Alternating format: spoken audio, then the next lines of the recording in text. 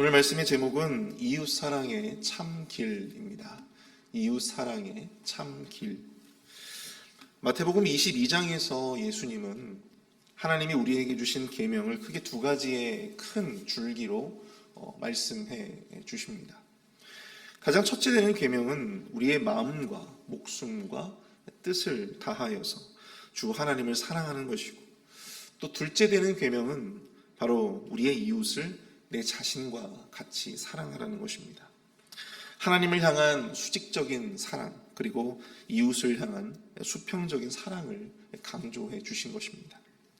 그래서 성경을 보면 하나님과의 관계뿐 아니라 우리 이웃과의 관계에 있어서 지켜야 할 많은 말씀들을 성경을 통해서 해주고 계심을 보게 됩니다. 오늘 본문은 특별히 하나님의 은혜 가운데 구원받은 자로서 마땅히 이 사회적인 약자들, 또 공동체의 약자들을 위해서 행해야 할 여러 규례들을 전하고 있음을 보게 됩니다. 오늘 새벽에는 본문의 내용을 중심으로 해서 우리가 마땅히 걸어가야 할 이웃사랑의 참 길이 과연 무엇일까? 그것에 대해서 함께 살펴보고 은혜를 나누고자 합니다. 첫 번째로 우리가 걸어야 할 이웃사랑의 참길, 첫 번째는 진정한 이웃의 관계로 나아가는 것입니다. 진정한 이웃의 관계로 나아가야 한다. 우리는 가끔 이 드라마나 영화를 볼 때 주인공이 집안이 망하거나 혹시 부도가 나서 이 집안의 물품들이 압류되는 그런 장면들을 보시게 됩니다. 그럴 때마다 소위 이 집행관이라고 불리는 사람들이 집안에 들이닥쳐가지고 이 빨간 딱지를 이곳저곳에 붙여놓게 되죠. 울면서 아무리 사정을 해도 무표정한 모습으로 이 빨간 딱지를 곳곳에 붙이는 그런 무자비한 모습들을 여러분들 아마 보셨을 것입니다. 그런데 오늘 본문을 보시면요, 돈을 빌려준 채권자, 이 채권자가 함부로 이 채무자의 집에 들어가서 전당물을 취하지 말라, 그렇게 말씀하고 있음을 보게 됩니다. 오히려 이 채권자는 집 밖에 서 있고 채무자가 선별해서 이 전당물을 채권자에게 주는 것, 바로 그것만을 받아갈 수 있다고 하는 것이죠. 어찌 보면 이 채권자에게는 매우 불리한 규례 같아 보이지만, 채권자가 함부로 이 집안에 들어가서 전당물을 취하는 것을 막음으로써 이 채무자가 가지는, 이 돈을 꾼 사람이 가지는 어떤 그런 자존심, 최소한의 이 감정을 지켜주기를 원하셨던, 그 자존감만큼은 지켜주기를 원하셨던 이 하나님의 섬세한 그러한 마음이 느껴지는 그런 말씀이라고 볼 수 있습니다. 특히 이 본문 12절과 13절을 보시면요, 그가 가난한 자이면 너는 그의 전당물을 가지고 자지 말고 해 질 때 그 전당물을 반드시 그에게 돌려줄 것이다.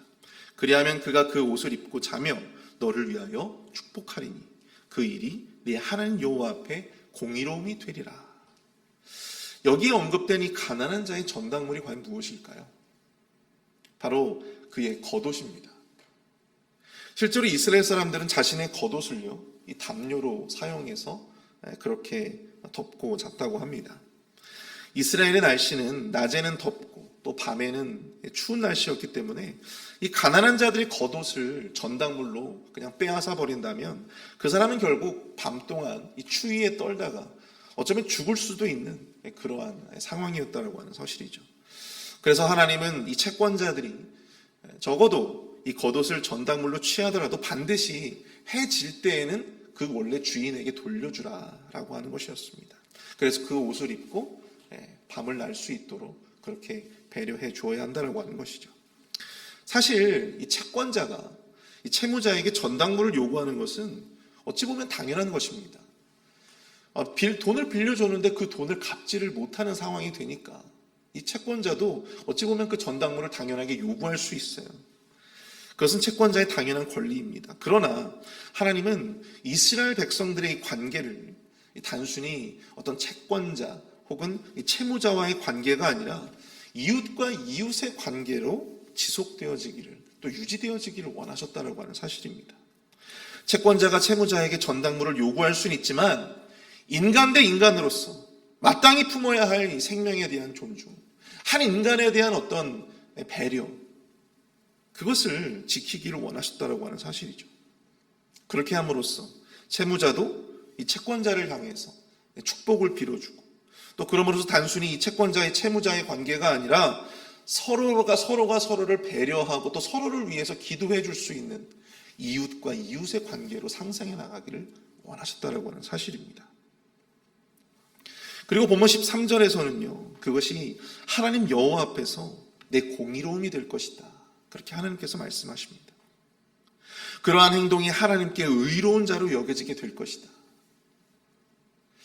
이러한 관계의 원리는요, 단순히 어떤 돈을 빌려주고 또 돈을 꾼 이 채권자와 채무자와의 사이에서만 우리가 적용되어질 수 있는 것은 아니라고 생각이 되어집니다. 어떠한 권위와 혹은 어떠한 권리를 주장할 수 있는 자와 또 그렇지 못한 자 사이에서 얼마든지 이 이웃의 관계의 논리는 충분히 적용되어질 수 있다라고 하는 사실이죠. 사실 저는 얼마 전에 교회의 이 배려로 건강보험을 가입할 수가 있었습니다. 사실 저는 이 보험이 없었기 때문에 몸이 아프면 그냥 참거나 혹은 정말 몸이 너무나도 안 좋다라고 한다면 큰 돈을 들여서 병원에 갈 수밖에 없었어요. 근데 다행히도 여태까지 그런 적은 없었습니다. 그런데 담임 목사님께서 저희 이런 상황들을 아시고 장로님들과 함께 논의해 주셔서 부교육자들을 위한 건강보험 예산을 마련해 주셨습니다. 솔직히 담임 목사님의 입장에서는 이 부교육자들 때문에 이 당회에서 이 장로님들에게 이러한 이야기들을, 이런 아쉬운 부탁들을 한다라고 하는 것이 그렇게 쉬운 일은 아닙니다. 제가 그래도 한 20년 넘게 이 교회에서 목회를 하면서 그런 목사님을 저는 이곳에서 처음 만나 뵀습니다. 사실 목사님이 그렇게 해야 될 이유가 없어요. 그렇게 하셔야 할 이유도 없고 또 장로님들이 그러한 결단을 내리셔야 할 만한 이유도 없습니다.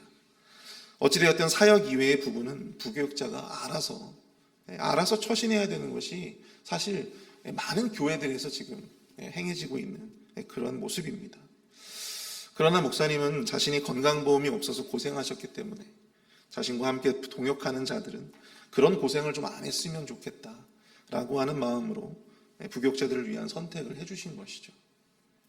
담임 목사와 부목사와의 어떤 그런 관계가 아니라 한 인간 대 인간으로서 또 이웃과 이웃의 관계에서 정말 배려하고 또 긍휼히 여기는 그런 마음에서 결정되어진 것들이 아니었을까 생각을 해보면서 깊은 감사를 가지게 되었습니다.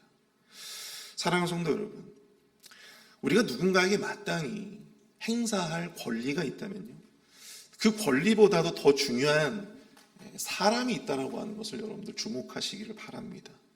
내가 마땅히 주장할 수 있는 권리가 아니라 사람에 대한 존중과 사랑이 앞설 때 그 관계는 하나님이 원하시는 이웃과 이웃의 관계로 상생해 나아갈 수 있다고 하는 사실이죠. 그리고 그러한 도전을 할 수 있는 자가 하나님 앞에 의로운 자로 여겨질 수 있다고 하는 것입니다. 그리고 그러한 의로운 자의 삶 가운데 하나님께서 충만한 은혜와 복을 허락해 주실 것이죠. 아무쪼록 우리 회의필 한인 장로계 모든 공동체는 여러 이해관계 속에서 서로의 권리를 주장만 하는 그러한 관계가 아니라 그 모든 당위성을 주장만 하는 그 모든 이해관계 안에서만 생각하고 또한 그 안에서만 행동하는 그런 모습이 아니라 하나님이 원하시는 이웃과 이웃의 관계로 서로를 사랑하고 존중하며 배려할 수 있는 그런 공동체로 나아가실 수 있게 되기를 축복합니다. 두 번째로 우리가 걸어야 할 이웃사랑의 참길, 두 번째는요, 바로 우리가 받은 사랑과 은혜를 기억하는 것입니다. 오늘 보면 18절을 한번 볼까요? 너는 애굽에서 종되었던 일과 내 하나님 여호와께서 너를 거기서 속량하신 것을 기억하라. 이러므로 내가 내게 이 일을 행하라 명령하노라. 하나님께서 이스라엘 백성들에게 이웃을 향한 사랑과 배려를 계속해서 말씀하시는 이유가 있습니다. 무엇 때문입니까? 바로 내 하나님 여호와께서 너를 거기서 속량하신 것을 기억하라. 바로 이 말씀 때문이에요. 이스라엘 백성들이 이웃을 향한 사랑과 배려를 감당해야만 하는 이유는 바로 그들이 먼저 하나님으로부터 그 은혜와 사랑을 받았기 때문이라고 하는 사실이죠. 그렇기 때문에 그들도 그 사랑과 은혜를 자신들의 이웃을 향해 흘려보낼 수 있어야 한다고 하는 것입니다. 우린 여기서 우리가 걸어야 할 이웃사랑의 참 길을 또 하나 발견하게 됩니다. 그것은 바로 우리가 받은 은혜와 사랑을 기억해야 한다고 하는 것입니다. 오늘 보면 19절부터 21절까지의 말씀을 보시면 이스라엘 백성들에게 수확을 하고 난 후에 수확물들을 다 걷어오지 말고 객 그리고 고아와 과부들을 같은 이런 사회적인 약자들을 위해서 남겨두라고 하는 말씀을 전해주고 계십니다. 그리하면 하나님께서 그들의 손으로 하는 모든 일에 복을 내리시겠다 그렇게 말씀하시죠. 예전에 이 시골 할머니 댁 옆에는 감나무가 큰 나무가 있었어요.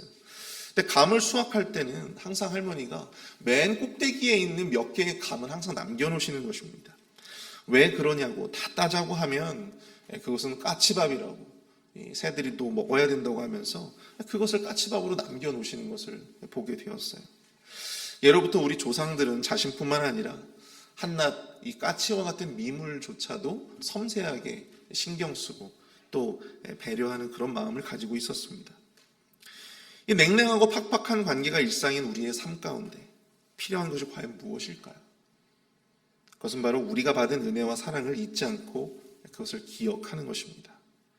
그것이 우리가 우리의 이웃들에게 은혜와 사랑을 베풀 수 있는 동기가 되고 또 원동력이 될 수 있기 때문이죠. 여러분들 우리가 자신이 은혜를 입은 것을 아는 자가요, 누군가에게 그 은혜를 베풀 수가 있는 것입니다. 자신은 다른 사람에게 그 어떤 은혜와 사랑을 받지 못하고 모든 것을 나 혼자 그냥 내 능력에 따라서 나 혼자 그 모든 것을 다 일구고 다 성취했다는 사람 치고요, 이웃을 향한 은혜와 사랑을 베풀며 사는 사람을 본 적이 없습니다. 자신도 누군가에게는 도움을 받았고 자신도 누군가에게는 은혜와 사랑을 받았음을 알고 겸손하게 인정할 수 있는 자가 그 받은 것을 다른 사람들에게 흘려보낼 수 있다는 것입니다.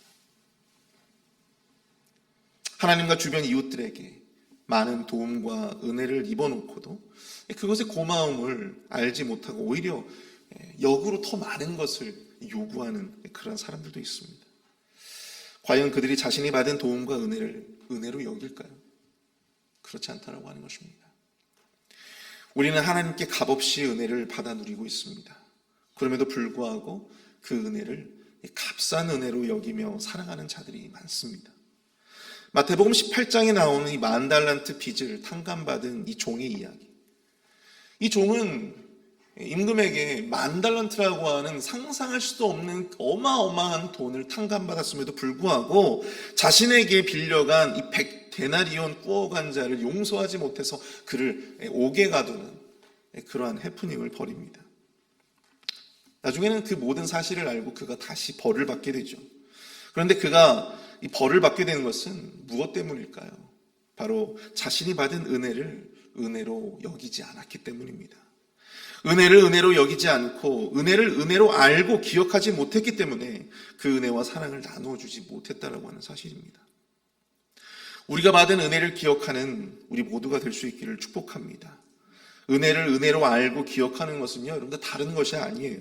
우리가 받은 대로 그 은혜와 사랑을 다른 이웃들에게 흘려주는 것입니다. 제가 우리 목사님과 또 우리 교회에 큰 은혜를 입은 대로 더 열심히 성도들을 섬기고 또 제가 훗날 어느 교회의 담임 목사가 되어 간다면 그곳에 부교역자들에게도 동일하게 그대로 돌려주는 것입니다. 그것이 은혜를 은혜로 알고 또 기억하는 그러한 자의 모습이기 때문이죠. 말씀을 정리합니다. 사랑하는 성도 여러분, 하나님은 우리의 관계가 참된 이웃의 관계로 나아가기를 원하십니다. 채권자와 채무자, 권위자와 추종자, 강자와 약자, 이런 어떤 이해관계로만 정의되는 그런 관계가 아니고요, 서로가 서로를 긍휼히 여기고 또 인간으로서 존중하는 그런 배려의 마음이 깃든 이웃과 이웃의 관계로 상생해 나아가기를 원하신다라고 하는 것입니다. 그럴 때 주님께서 우리의 그 모습을 의롭게 여겨주신다, 공의롭게 여겨주신다라고 하는 거예요. 그러나 이러한 관계가 하루아침에 그냥 만들어지는 것은 아니겠죠. 우리는 결코 가지지 못하는 것을 나누어 줄 수는 없습니다. 은혜가 우리 안에 없다면, 은혜가 우리 안에 없다면 여러분 우리는 그것을 결코 나눠줄 수 없는 것입니다. 우리가 하나님으로부터 받은 사랑과 은혜를 기억하고 그것을 참 은혜로 여기는 마음이 있을 때에 비로소 우리의 것을 나눌 수 있고 우리의 이웃을 하나님 안에서의 한 형제로 또한 한 자매로 바라볼 수 있다고 하는 사실입니다.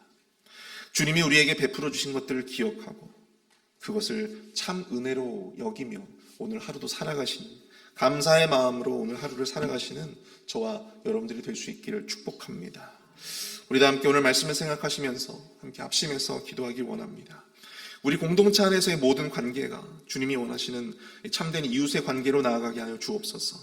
더 있는 자는 없는 자의 마음을 긍휼히 헤아리는 그러한 마음을 갖게 하여 주시고 주님으로부터 받은 은혜와 사랑을 망각하지 않고 그 은혜와 사랑을 공동체에 흘려보낼 수 있는 우리 모두가 되게 하여 주옵소서. 함께 우리 마음을 앞에 합심해서 기도하도록 하겠습니다.